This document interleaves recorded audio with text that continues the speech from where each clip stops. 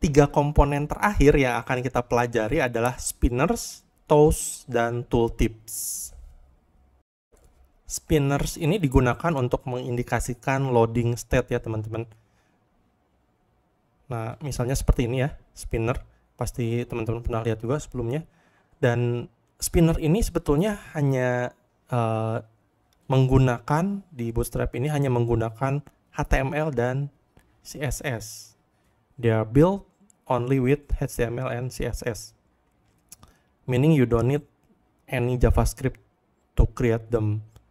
Tapi kita nanti perlu juga di implementasinya menggunakan JavaScript untuk mentoggle ya si spinner ini, kapan spinner ini akan dimunculkan seperti itu. Tapi untuk membuat spinnernya itu sendiri, ini hanya menggunakan HTML dan CSS saja ya teman-teman. Nah, misalnya kita copy ya kode spinner ini. Seperti biasa, teman-teman perlu sediakan template kosong Bootstrap untuk coba ya. Kita paste di sini. Ini file HTML saya yang udah saya buka. Nah, kalau saya refresh tadi dengan code ini, kita bisa membuat spinner seperti ini ya teman-teman. Tapi kapan ini dimunculkan, itu perlu JavaScript ya. Ini spinner ya teman-teman, bisa teman-teman cek juga dari dokumentasinya, bisa diganti colornya. Ada contoh spinner yang lain juga seperti ini dan lain sebagainya. Oke, kita lanjut ke komponen berikutnya tentang toast.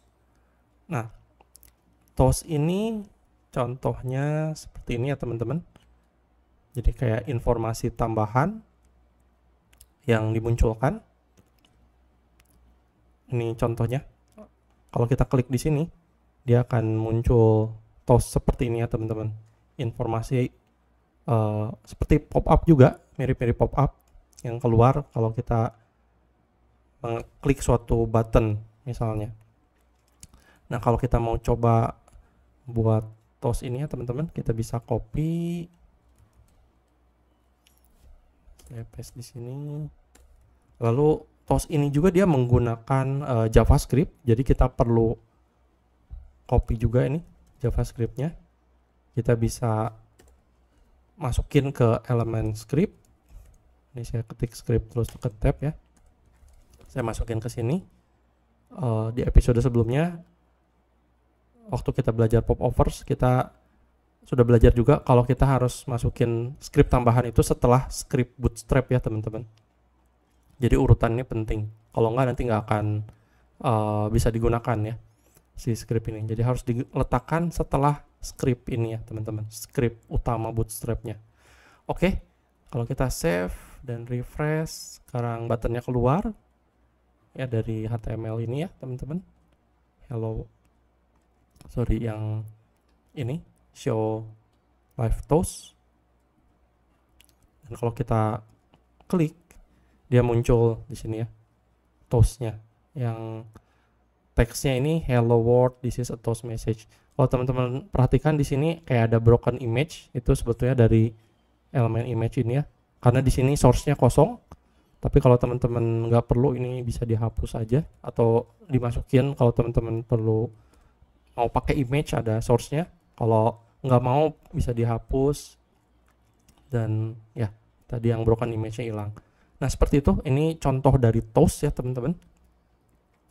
Yang terakhir, komponen terakhir adalah tooltips.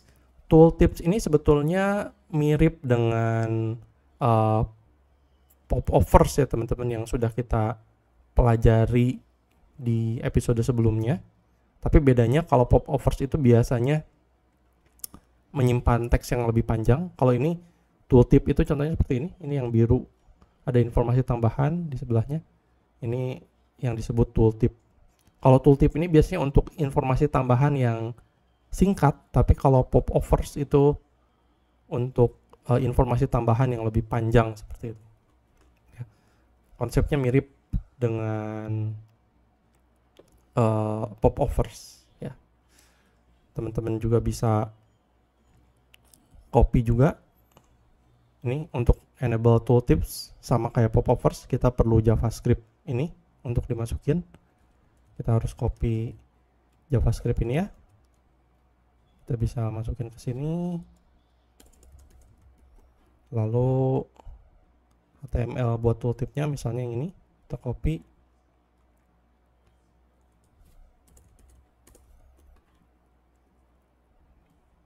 Oke, nah seperti itu teman-teman.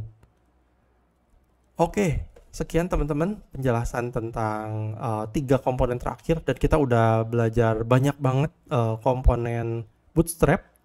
Kita udah bahas semuanya, dan selanjutnya di episode selanjutnya kita akan mulai belajar tentang forms. Dan stay tune, di akhir semua pembahasan teori ini nanti kita akan membuat website jadi dari nol menggunakan Bootstrap. Sekian teman-teman, see you in the next video. God bless you.